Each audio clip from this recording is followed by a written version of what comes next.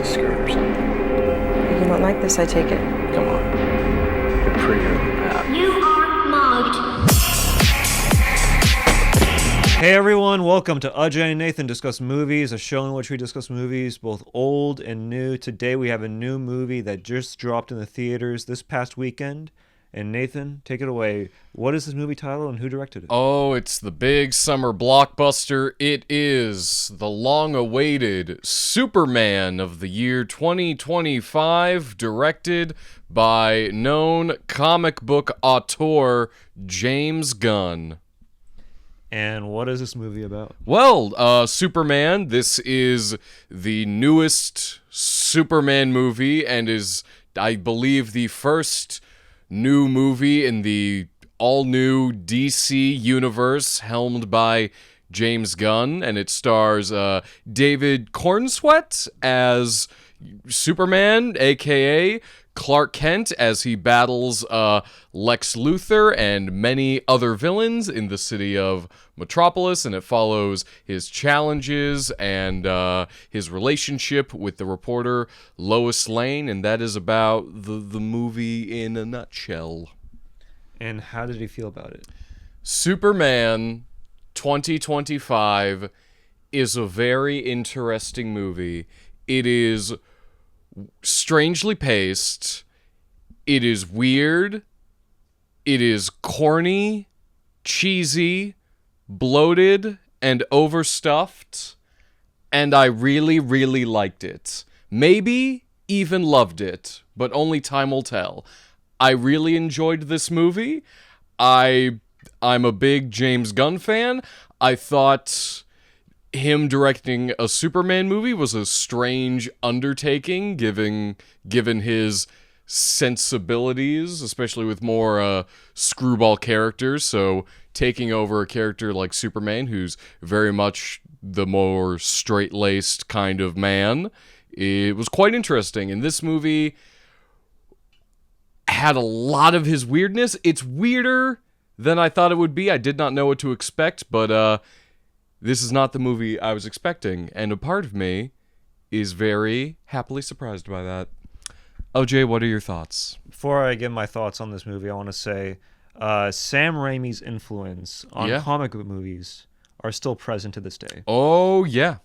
And this film is a testament to that. Mm-hmm. I enjoyed the film. I didn't love it. I thought it was a good film. I enjoyed it. I thought it was fun. I thought it was light, which is what I wanted a Superman movie to be. Yeah. I feel like we've gone through the cycles of just the Snyderverse and the Bryan Singerverse of all these characters. Oh yeah, that universe of all these that did so well. Of all these iterations of Superman that were either too plain or just too melancholic for my taste. Yeah. And I felt as if this was a nice change of pace for the Superman entity, for the Superman IP, and I am excited to see where it goes from here. I thought this was a nice re-entry into the Superman canon, and I think with James Gunn, he was able to sort of, and this is sort of the wrong way to say it, but I do feel like this is quite true, he was able to sort of Guardians of the Galaxy-ify this franchise, because there are certain villains, there are certain entities in this film that just felt like they were plucked straight from Guardians of the Galaxy. For instance, that jellyfish villain character. Are you talking about Metamorpho? Yes. The guy who's like 7 different elements? I think so. It was when Rachel Brosnahan's character, Lois Lane, and Superman were talking. They were fighting. Like, the Justice League were fighting this. Oh, you mean just like pink substance? That scene where there's just a monster in the background and Superman says, "Don't worry about it. They've got it handled." It felt very Guardians-y. And especially that villain but that dinosaur that just like wreaked havoc. Oh, the big kaiju monster. I think there's it felt Guardians-y. It feels very over the top. It feels very comic booky, like, a comic book movie should. It is so like far up to 11. The over-the-top nature, the silliness, the goofiness of a comic book, or like a Saturday morning like Superman cartoon. I see that comparison thrown around a lot with this movie, and I think it really fits because it leans very much into the campiness of Superman and this universe. It throws everything at the wall and sees what sticks, and I'd say most of it sticks. My only issues with the movie are really like structurally, like how it's paced narratively, but beyond that, it is just there's so much happening and just so many interesting tiny little details. I've seen it twice at this point, and just on that second rewatch, I picked up so many fun little gags and details that were not only like fun to see, but I think flesh out this new comic book world a lot more. Yeah, we'll get into the negatives later. I'll get into my negatives later. And I like how what you said in terms of this movie was very similar to your thoughts on Deadpool and Wolverine. Meaning that it was fun, it was cheesy, it was corny, but you enjoyed it. Obviously, it's not on that level in terms of the overall campiness of it and the overall silly, lackadaisical tone of that movie. But I feel as if your thoughts are somewhat similar to that of Deadpool and Wolverine. I'd say yes and no. I think these are two movies that are very silly, but trying to accomplish different things with their silliness. Deadpool Wolverine is a meta post, and this is goofy, but in the way like the original Spider-Man is goofy. That's a cute outfit. Did your husband give it to you? Because it's so sincere and earnest with itself and plays all the over-the-top comic book stuff like 100% just completely straight. Like, this is just the world that we're inhabiting for the next 2 hours, and it's not gonna like stop to like poke or like chuckle at its own expense. It's just gonna play it all straight, no matter how ridiculous it may be. I'll get into my negatives later, but I will say that some of my positives include the cast. I really enjoy David Corenswet. I don't think he's the best Superman iteration. I still like Christopher Reeves. Oh yeah, classic. I do like that. I do like Rachel Brosnahan. I think she did pretty well. She wasn't your typical damsel in distress Mary Jane situation. She actually had like a character and was fully fleshed out.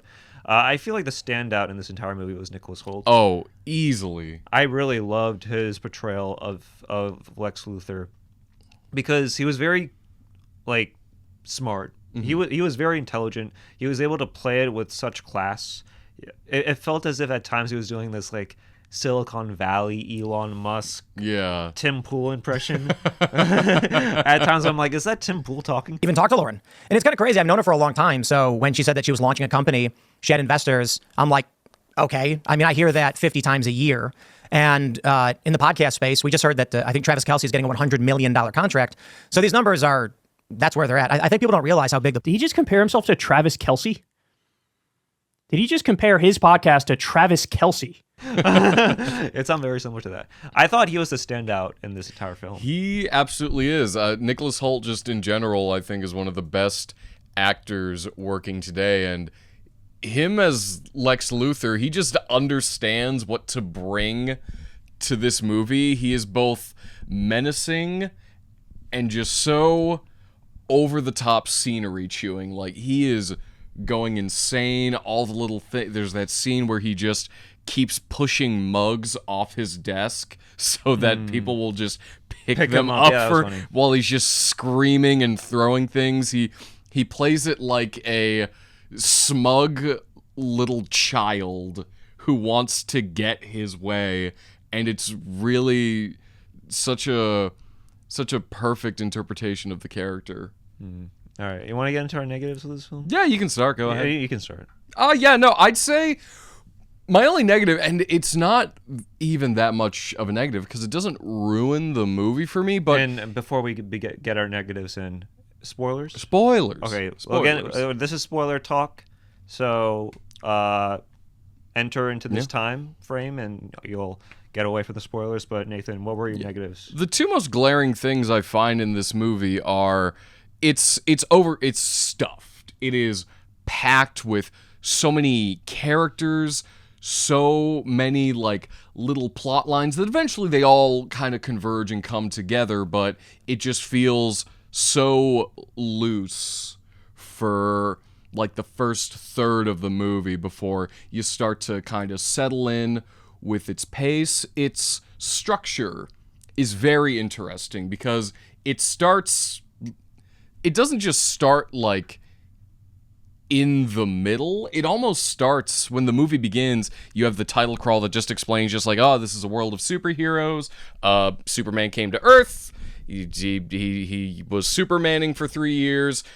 Before the cameras started rolling, like he inserted himself into a war overseas, and now he's dealing with the fallout of that, and then the movie begins, and like you're already starting the movie, and like Superman has already done so many things, and you don't need to like go through the minutia of like, oh, these are the early days of Superman, this is his, or you don't need to do his origin. Everyone knows that at this point, but just I feel like it would have helped to see maybe a little bit of like that inciting incident, because the movie kind of just throws you to the deep end of the pool and asks you to float there for a little bit before it gets a groove going. And so it's just such a strange choice that I don't know how I feel about it exactly. As I said, I've seen it twice so far. That first time,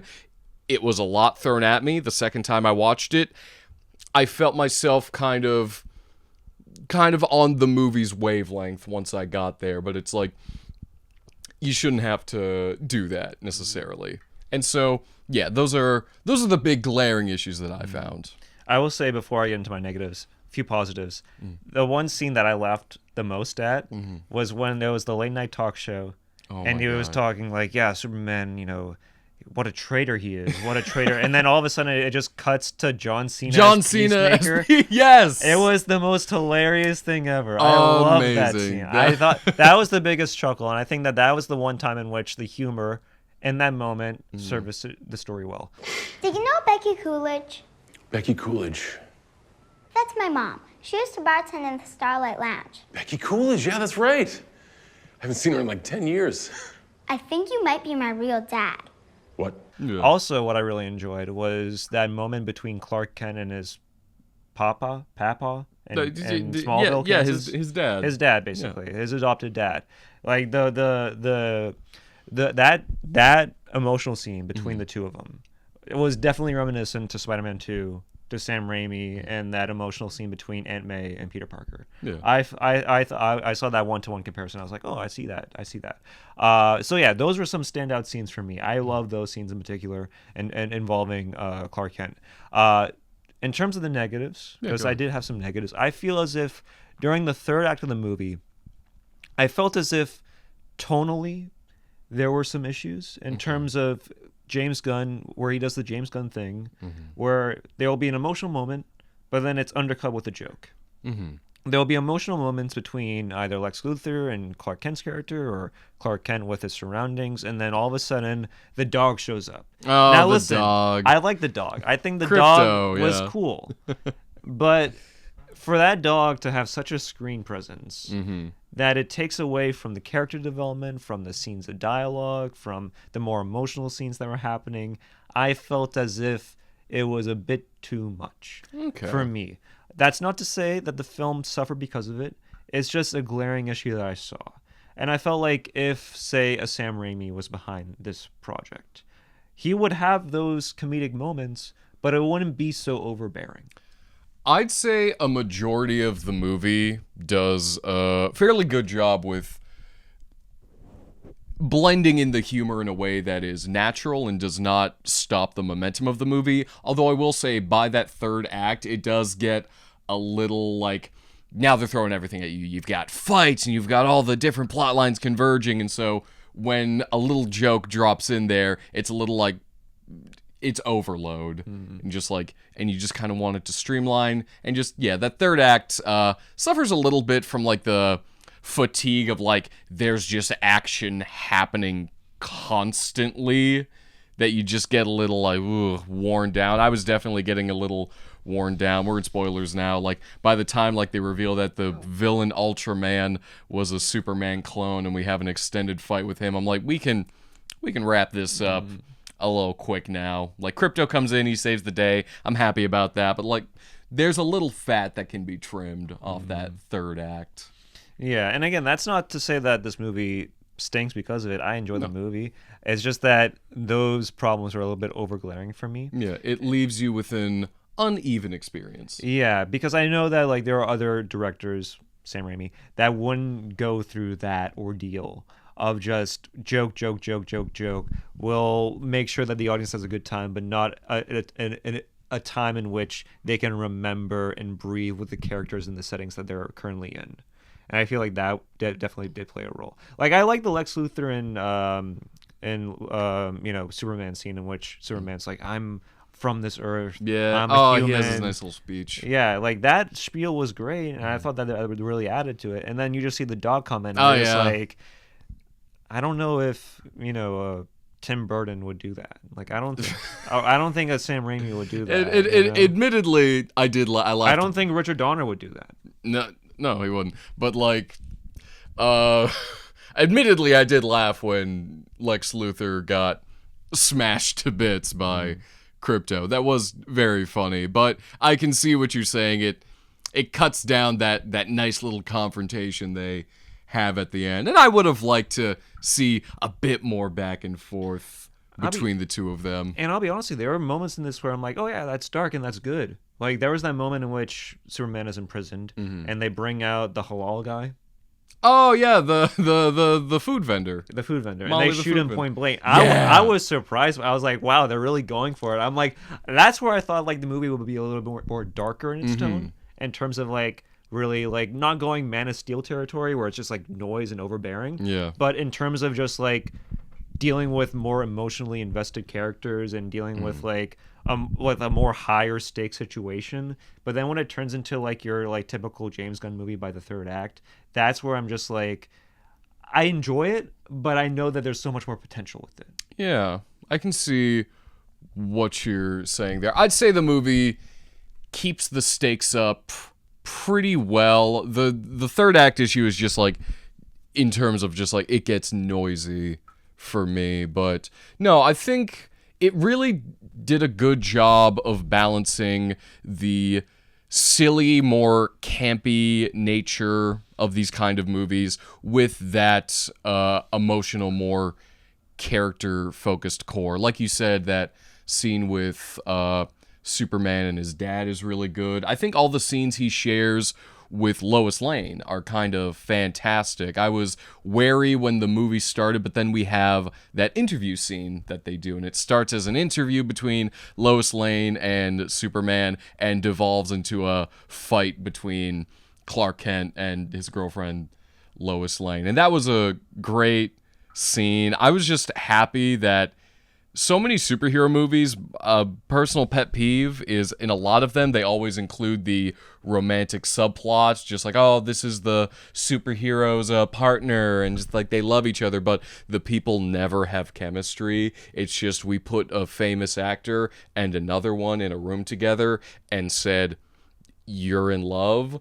In this movie, I feel there is actual chemistry between Lois Lane and Clark Kent. I feel like this is actually a relationship that has gone on for 3 months, and both actors play their roles really great and work off each other so very well. There's that moment in which Lois Lane is in Mr. Terrific's vehicle, automobile, spacecraft, whatever it's called. His flying saucer. His flying saucer, and she's detailing her relationship with Superman, and Mr. Terrific just gives her the death stare. Just sigh. It's like, I don't like people's emotions. Please stop talking. That was hilarious. No, and I think with a lot of James Gunn movies, some of the best parts come from the supporting cast. You have the Justice Gang. You have a bunch of other fun little superheroes. I really loved Mr. Terrific. I thought he was great. I thought Green Lantern, Mr. Terrific, and it's Isabela Merced, Hawk Girl. Yeah, I thought those were nice additions that didn't feel like they were shoehorned, like say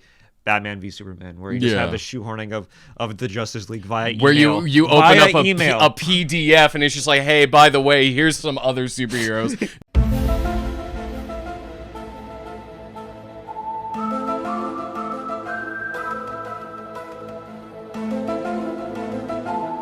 No, the world is so lived in that just other superheroes and other weird, superpowered people being around, it just fits and makes sense. I think I fell in love with the movie once Superman got sent to prison, and that entire sequence of him like showing him the prison is so silly. When he got to the monkeys on Twitter, oh, that was crazy. I lost my mind. He's like, thought oh, it was funny. Yes, my monkey bots. It's just monkeys with electrodes on their heads typing mean tweets about Superman. It's so stupid. But for this movie and the way Nicholas Hoult is just like, my monkey bots. It's just so nonchalant, just like, yes, of course I hooked monkeys up to these electrodes so they type mean tweets, Superman. My bots. Yeah. Just absolutely over the top insanity. And then we meet, I think my favorite character in the movie is Metamorpho, the guy who can turn his hand into kryptonite. He just looks insane. That is a character and a character design that would not work anywhere else, but in this movie it fits so well. His powers, his look, so over the top and goofy, but just within this movie, within this world, it just fits. Yeah, I don't know how he made that kid. He has a little baby and it's like a tiny little ugly green baby that alien. was. It was like a tiny little green alien baby, and I don't know how he made that, because he looks like several different minerals packed onto a person, and then you see his wife. His wife is just a normal woman, so I don't know how they made that kid. I thought, like, as soon as like baby was going to go through the Doc Tritium thing, I was just like, I hope that baby dies. Like, I hope that baby goes away. So. But anyways, there's a elephant in the room that we have to discuss about this film. What's the elephant in the room? Which is the Moravia-Jaranpur political tensions that were in this film. I don't know what you're talking about. I was watching. We're big fans of Red Letter Media. It's just fake countries in Yeah, a movie. it's just fake countries. Just fake. What does it have to do with anything that is happening in real life? Yeah, it has no semblance to what's currently going on. No. Somewhere in this world. We don't know where. We don't know somewhere in where. this world. Brown people versus white people in the middle of nowhere, you know. But I was watching Red Letter Media, and I was seeing the Jay Beaumont. Jay Beaumont was Jay Beaumont. Jay Beaumont was mentioning the tensions and how it felt as if it was just shoehorned in. What I think is the clunkiest aspect of the movie is trying to bring in somewhat real world global issues that are happening. The conflicts between Glubistan and Porkinsville or whatever the fictional countries. Did you agree with that? Do you think it was just shoehorned in, or do you think like it served like a well needed, or do you feel like it was well needed to like include that in the movie?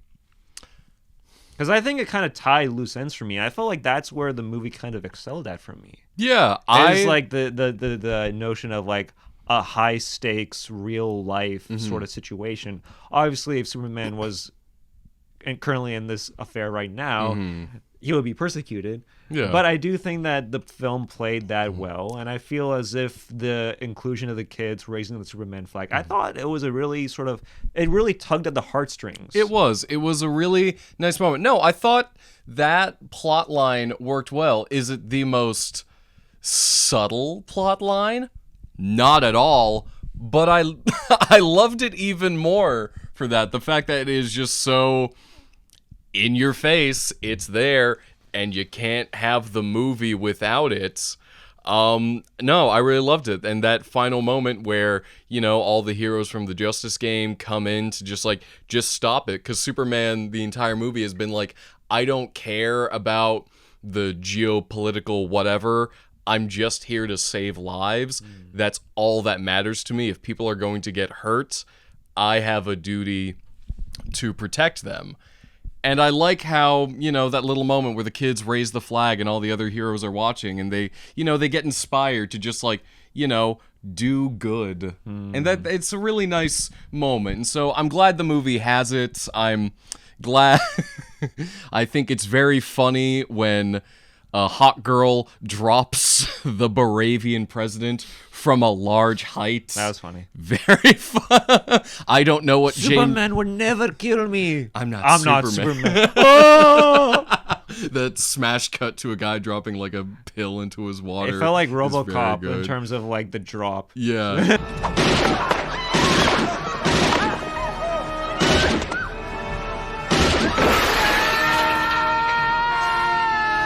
Just very funny and over the top. What's James Gunn trying to say with that? I don't know. Yeah, that guy is not Putin or Netanyahu or whoever the who. Yeah, we don't know these people. We don't know these people. What? But yeah, I thought that scene or that inclusion of the political intentions was well needed, and I feel like even though this is definitely a lighthearted movie, I feel as if the more darker elements of it. I wish that they kind of leaned more into it, just so that I could enjoy the movie for what it is, and instead of just like watching it and then feeling like out of it once a joke hit. Yeah, that's just my nitpick. That's fine. But I wish that it would encompass or embody the Sam Raimi type of stylings that I know it kind of plays off of. Yeah. Oh, no one loves Sam Raimi. He's a great director! Did you see Crime Wave? Yeah. I saw that movie on an airplane and people still walked out.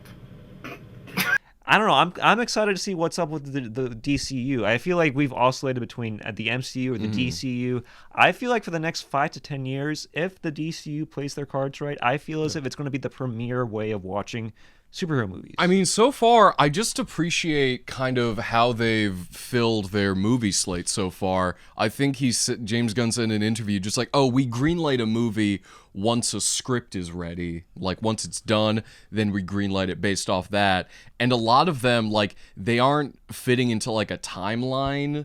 They just are kind of greenlighting whatever's ready and whatever is interesting. They're going to do a Supergirl movie. How did you feel about the inclusion of Supergirl by the end of it? So, because I know you're more into Superman than I am, but how did you feel about? Do you feel like they borrowed from the source material well with that, the drunk sorority chick? So Ajay, here's the thing. I've been reading recently Supergirl Woman of Tomorrow by Tom King, who is a very well-known comic book writer. I think James Gunn himself is inspired a lot by Tom King's writing. And I'm reading his Supergirl, and apparently the Supergirl movie is going to be based almost entirely on that single comic. And so when Supergirl crashes down and she's a drunken mess hanging out with her not very well-behaved dog, it's like it came right off the page. It was perfect. The book really is just Supergirl is going around the universe getting drunk on different planets until she needs to hunt down a murderer and can't drink anymore. And so I'm ready for that. I was very happy with the inclusion, yes. See, here's the thing. As a guy that doesn't really read that much Superman or that much comic books, I don't think that we should be married to the source material if it doesn't make sense on the big screen. I feel like in that moment when I saw the drunk sorority chick come in, I was just like, it's funny, but does it really service this moment? It's just more in that moment. It's just like look, Supergirl is around, and also she's a drunk party girl. And so, hey, you'll see that in the future, but I'm just interested in the slate that they have right now. They have a Clayface movie. Really? Very single Batman villain, not even a more famous Batman villain, but Clayface. I would like, obviously this is never going to happen, but a Static Shock movie? Static Shock. I'd love Static Shock movies so bad. I think a few years ago, the DCU was going through a very strange direction. There are a few forgettable Aquaman movies. There was that Flash movie that obviously didn't pan well That didn't go well in the box office. They were going through a strange direction, but then the Suicide Squad came back, and I remember that was when people were like, "Oh, the DCU has something here. There's potential in terms of actually creating a narratively well-made movie." Regardless of how well Suicide Squad did in the box office, they created a narratively well-made movie that really serviced the comic book homage to its best extent. And I feel like now we're sort of seeing the potential as to what James Gunn can do, what Superman can do. And obviously they had Matt Reeves and Batman off to the side. We're still really waiting for that sequel. We'll get that eventually. Yeah. Now that there's like more stuff that they're churning up and putting out, I'm okay to wait for Batman for a little bit longer. And granted, it may not be as successful as the MCU was back in the 2010s, because I do feel as if there's a bit of a fatigue with superhero movies. But I do think in terms of the more critically and commercially successful films, the DCU will take their share of the cake compared to Marvel. Yeah. And also, this movie kind of made me a little hopeful for Fantastic Four. Because both times I saw it, they purposefully play the Fantastic Four trailer before the movie starts. Like, the lights go down, they play Fantastic Four to be like, hey, you got more superheroes coming your way this month. And it gave me a little bit of hope. Because I was like, you know what? I hope they lean in to the silliness like Superman does. I hope they just go all in on the over-the-top, like, kind of corny nature, especially the aesthetic of the new Fantastic Four. I mean, when they kept... looks very corny. When they kept making fun of the Thing by saying, say it, say the thing, say the thing. And the Thing's like, no, I'm not ready. That was funny. I enjoyed that. No, so now I'm excited. I'm hoping, this is a good jumping off point for not just the DC universe, but I think comic book movies in general to revitalize themselves, to take what has worked and reapply it, to maybe shave off the rougher edges and, just come back to being the good old corny popcorn fun we remember them being. And I think that's what James Gunn knows, is that, like, at the end of the day, like, this movie is just meant to sell movie seats. Meaning that it's just meant to, like, be seen on the big screen. Make it not as conventional as, say, like, your typical, like, action comedy, but just memorable enough where, like, you remember certain scenes and moments, and that you have a good time while watching it for 2.5 hours or however long this movie was. How long were your trailers for this movie? My trailers? I know we're kind of sidestepping away from the film. No, that's fine, because I think we've talked enough about the film, but, like, the trailers, they weren't that bad. I saw the first time it was in a more conventional big theater. It wasn't like an AMC where the trailers last for like 45 minutes. I think I got maybe like 10 to 15 and then like 5 to 10 the second time around. So nothing to what should be the standard.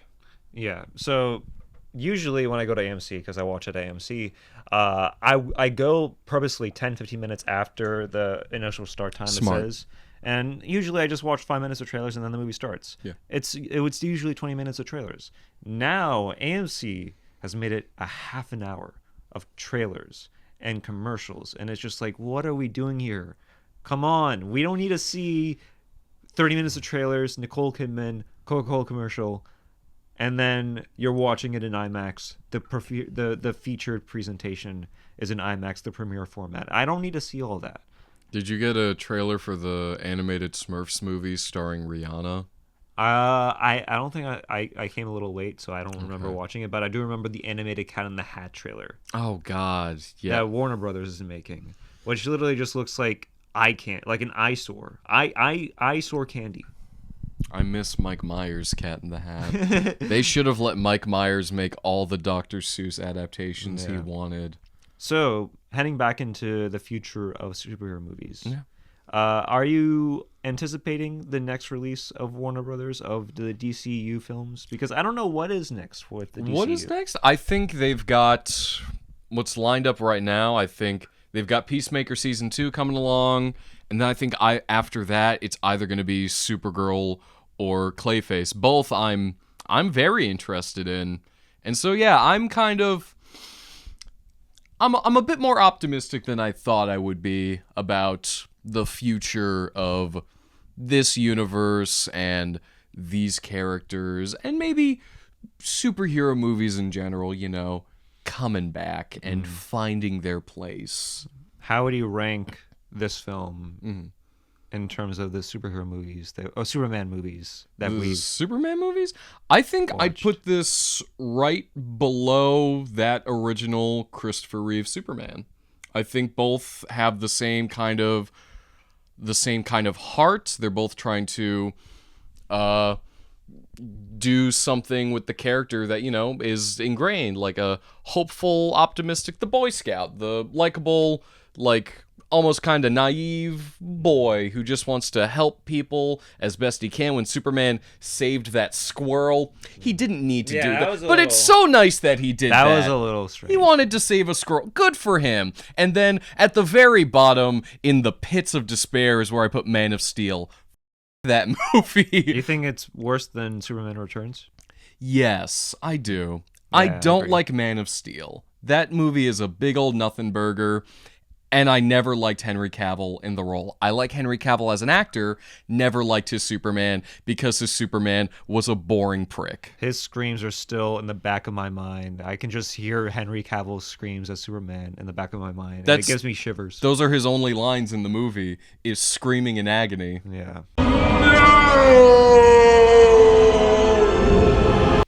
I don't remember any Superman lines from Man of Steel. I remember Zod. I think Smallville was a better portrayal of Superman than Man of Steel.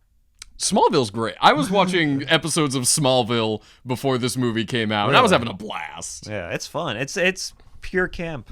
It's so silly. Every episode was just, someone got kryptonite in their soup, and now they can shoot fire out of their face. and then it cuts to Lex Luthor. He's like, Clark, you're my buddy. I love you, man. But I want your blood. Yeah, I want to test it in a lab. I think Michael Rosenbaum, Nicholas Hoult, and Gene Hackman are like in a three-way tie for me in terms of like Lex easily. Luthor. Yeah. We don't mention the other ones because of obvious reasons. Obvious reasons. Womp womp. Yeah, we won't get into that. But yeah, final thoughts. I'm happy. I'm happy. I'm not usually happy. I'm very sad most of the time. But Superman made me happy. And you know what? Can't ask for much more than that. Ajay, what are your thoughts? It was a fun time. Yes, there were issues with this film. But I think if you're just going to the theater for a good time, for a recognizable IP that you know you can go through some laughs and some heartbreak and some crying involved, especially near the end when you see that montage. It was a very cute montage. It was a pretty cute montage. Then this is definitely the film for you. Yeah, it's just a good popcorn munching time at the theater. Yeah, and we need that. And we kind of need that, yeah. So yeah, anyways, those are our thoughts on the movie. Superman. What are your thoughts? What movies will we discuss next? Probably Fantastic Four. Eddington is out this week. Oh, it is? Yeah, I'm excited for that. I want to watch it. You don't want to watch it? Maybe. We'll see. It's an Ari Aster film, and it's not that long in comparison to the other Aster films. It's 2.5 hours. In comparison to the other Aster films that are out there. They're also 2.5 hours. Bo is Afraid is 3 hours. What's the difference? 30 minutes. What's the difference? It's a lot. I mean, you could save a life during that time. You could give somebody CPR. You could end a life during that time. You could give somebody CPR many times. What? If you want to. What? I don't know. I'm just spitballing here. Anyway, that's it for us. We'll come back sooner than later. And yeah. Bye. Jay Boomon. He's a great director! You ever see Crime Wave? Did you? Did you get it on DVD? Newsflash, you can't.